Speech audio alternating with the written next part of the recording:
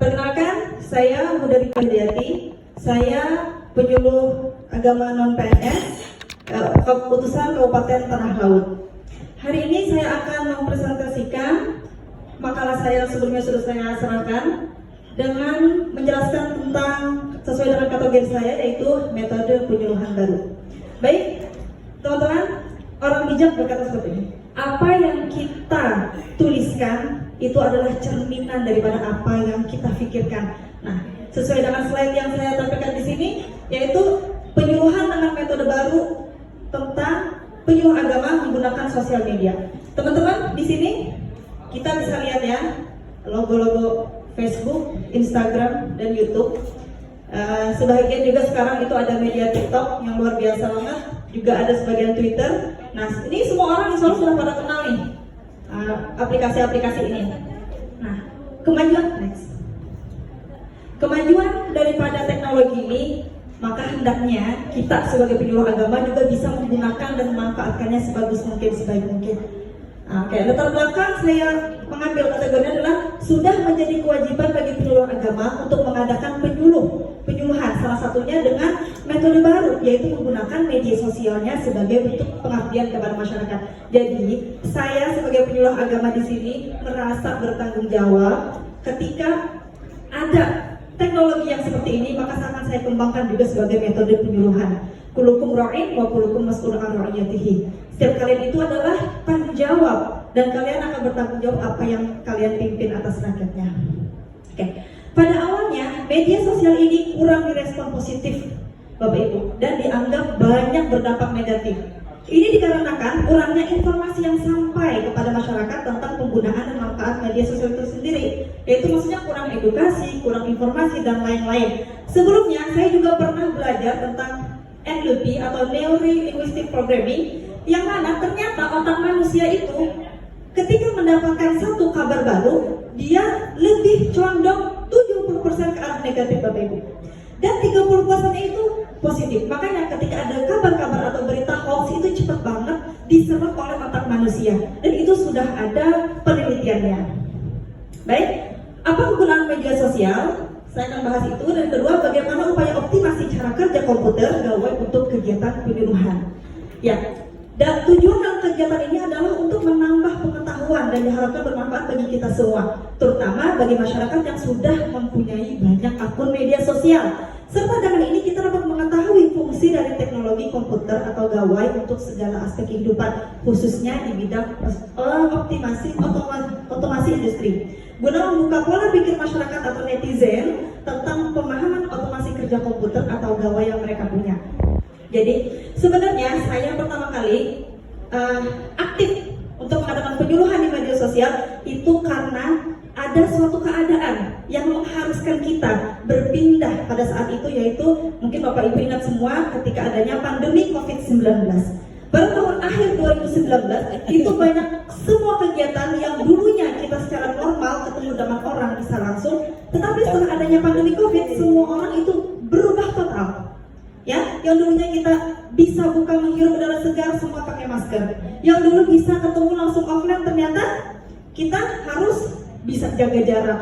Jangankan Bapak Ibu, kita ketemu mau mengadakan pengajian offline, itu sangat dibatasin. Maka kebanyakan orang harus berpindah ke media online. Di sini para penyuluh agama Islam maka dituntut berinovasi, berkreasi dengan apa yang sudah disediakan oleh para ahli teknologi.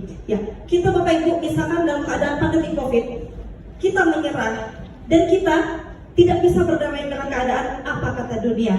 Ya, mungkin pada saat itu tidak ada penyuluhan lagi. Tetapi karena kita mau berpindah dari media offline ke media online, maka insya Allah penyuluhan-penyuluhan agama pun tetap bisa terlaksana, Bapak Ibu. Oke. Di sini contoh akun sosial media saya untuk penyuluhan. Ada media Instagram, ada media TikTok, dan ada media WhatsApp. Jujur, media TikTok itu ternyata yang dikira saya awalnya banyak negatifnya, ternyata ketika saya gunakan untuk penyuluhan, maka insya Allah banyak kegiatan positifnya. Baik, slide selanjutnya. Next. Adapun manfaat yang diharapkan dalam kegiatan adalah peserta penyuluhan diharapkan dapat memahami peluang belajar, bahkan peluang usaha dan kerja. Jadi banyak banget manfaat media sosial ini, bukan hanya untuk penyuluhan tapi juga bisa untuk kegiatan lainnya. Yang kedua, peserta penyuluhan memahami peranan komputer dalam kehidupan sehari-hari. Jadi para penyuluh agama Islam tidak gaptek ya Bapak Ibu. Penyuluh agama Islam juga harus bisa mengoptimalisasikan daripada teknologi dan komputer atau gawai mereka. Yang ketiga, peserta penyuluhan memahami seberapa penting sih mereka untuk memahami komputer atau gawai dan menjalani kehidupan sebagai umat beragama. Jadi media sosial sendiri seperti layaknya hanya pisau ya Bapak Ibu. Kalau kita gunakan untuk kebaikan, maka dia akan menjadi efek yang baik. Kalau kita gunakan untuk yang kejelekan, juga akan memberikan efek yang jelek. Baik. Di sini juga saya tampilkan yaitu diagram penyuluhan menggunakan media sosial, yaitu menunjukkan grafik selalu naik Bapak Ibu. Jadi yang pertama itu before ya. Nah, itu ada anak-anak orang tua umur rentang 20 sampai 40 tahun dan rentang 40 sampai 60 tahun. Bisa kita lihat bersama ketika kita mengadakan pengajian offline, maka di situ bisa kita pastikan yang hadir ke majelis taklim itu anak-anak mungkin 10 orang, orang dewasa mungkin yang sekitar umur 20 sampai 20 orang, dan sisanya orang tua Bapak Ibu. Orang tua biasanya yang nggak punya gawai, mereka ikut kajian-kajian offline. Itu anggap 20 orang. Jadi total kajian kita atau jamaah kita berjumlah 50 orang. Nah, tetapi setelah kita menggunakan media sosial, ada peningkatan grafik Bapak Ibu, yaitu yang mendengarkan kajian kita, yang memahami apa yang kita sampaikan, itu jumlahnya jauh beratus kali lipat naiknya. Kenapa? Kita bisa lihat atau cek daripada viewer, penonton, netizen yang menghadiri akun sosial media kita. Yaitu biasanya tuh saya kalau lagi di TikTok itu sekali upload minimal rentang 500 sampai 10.000 yang nonton. Nah itu kan luar biasa sekali. Kalau kita lihat dari offline 50, ternyata ketika di online bisa sampai 5.000 orang yang menonton. Artinya jangkauan daripada yang kita suruh itu lebih luas lagi dengan menggunakan media sosial ini. Dan di sini kenapa grafik untuk kajian offline kadang umur tengah itu sedikit ya Ibu, karena mereka kadang punya kebanyak produktivitas lain seperti menjaga anak dan lain-lain, sehingga yang kebanyakan juga ke pengajian offline itu adalah orang tua. Nah, ya next. Ini data yang saya ambil dari Google juga. 7 dari 10 orang itu pengguna media sosial adalah kalangan orang tua. Tapi 100% ternyata adalah dari anak-anak sampai remaja.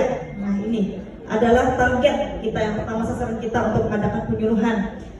167 juta atau sekitar 78% jumlah seluruh pengguna media sosial di Indonesia. Ini kalau yang punya satu, kadang satu orang juga punya 2 gawai Bapak Ibu. Di sini saya jelaskan sedikit yaitu pengaruh positif pada media sosial, yaitu sebagai media penambah wawasan, itu pasti ya, karena kita banyak banget belajar lewat media sosial. Yang kedua, sebagai sarana memperluas jaringan pertemanan. Kalau kita mengadakan kajian offline, kita cuma bisa menghadirkan orang-orang yang belajar sama kita di satu daerah tertentu, tetapi ketika kita menggunakan media sosial, kita bisa menjangkau wawasan lebih luas, yaitu skala nasional bahkan internasional ya. Yang ketiga, sebagai sarana hiburan, sebagai sarana promosi, sebagai sarana mendapatkan penghasilan, itu juga bisa ternyata. Yang keenam, sebagai sarana penyuluhan atau dakwah. Ini poin yang paling penting untuk kita sebagai penyuluh agama Islam.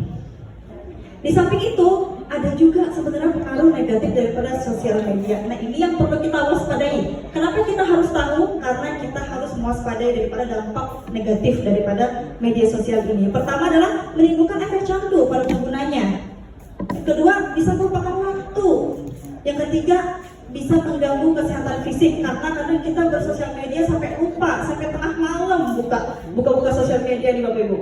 Terus yang keempat, kurangnya kepedulian dengan lingkungan sekitar. Mungkin karena kita terlalu fokus dengan handphone atau gawai kita, sehingga kita kurang respect dengan keadaan di sekitar. Yang kelima, media provokasi. Yang keenam, kurangnya kepedulian terhadap kewajiban beragama. Baik, kita sudah sampai kesimpulan.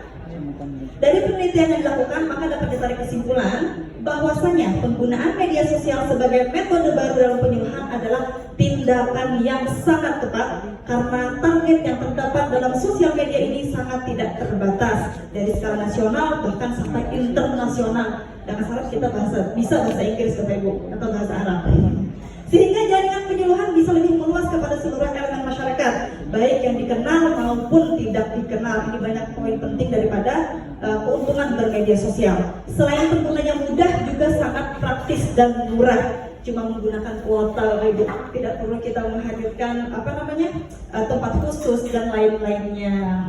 Ini halaman sumber yang saya dapatkan.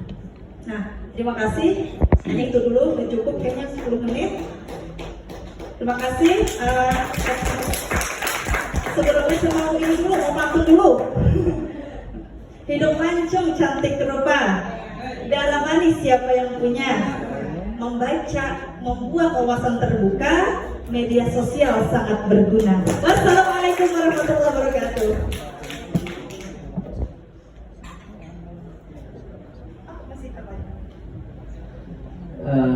Baik ya. Penyuluhan agama di media sosial. Pertanyaan saya, pernah nggak terukur ya antara follower yang ada itu materi apa yang paling disukai, kemudian dari segmennya yang mana? Ya, jadi ini supaya terjangkau apa itu peran penyuluh di media sosial. Baik, terima kasih Bapak atas pertanyaannya. Jadi begini, para penyuluh ini sebenarnya emang harus dituntut kreatif dan inovatif ya Pak ya. Jadi waktu itu saya pun mencoba beberapa kali atau beberapa kategori atau beberapa segmen yang saya coba untuk bagaimana cara menarik masyarakat. Apa aja sih bahan-bahan yang mereka sukai? Ternyata dari seluruh follower atau viewer itu kayaknya kita memang mempunyai masing-masing selera. Jadi saya pernah mencoba fikih muslimah, terus kajian fikih umum, saya juga pelajaran bahasa Arab pun saya upload di media sosial saya. Terus masalah apalagi tentang agama-agama yang lain lah, banyak yang saya jelaskan di dalam situ. Jadi masing-masing ada seleranya sendiri Pak. Kadang misalkan saya menggunakan sekarang ini lagi saya men-share tentang bahasa Arab terus. Nah itu ternyata setelah saya men-share bahasa Arab sebelum tentang fikih wanita Pak ya, setelah saya men-share tentang bahasa Arab ternyata follower saya bertambah. Berarti ini ada follower baru. Kemarin kan udah saya waktu saya kajian fikih muslimah itu follower saya masih naiknya pelan karena mungkin target saya sudah tercapai. Tapi ketika saya coba baru dengan metode bahasa Arab, maka bertambah follower baru. Jadi satu hari itu kadang nambah 20 orang, ada sampai 12 orang dan sampai 30 orang kayak gitu Pak, kurang lebih. Tergantung. Makanya saya itu tidak fokus pada satu aja, dapat follower mereka tercapai, saya ganti lagi, dapat lagi yang baru sehingga bertambah terus alhamdulillah. Sudah 6.000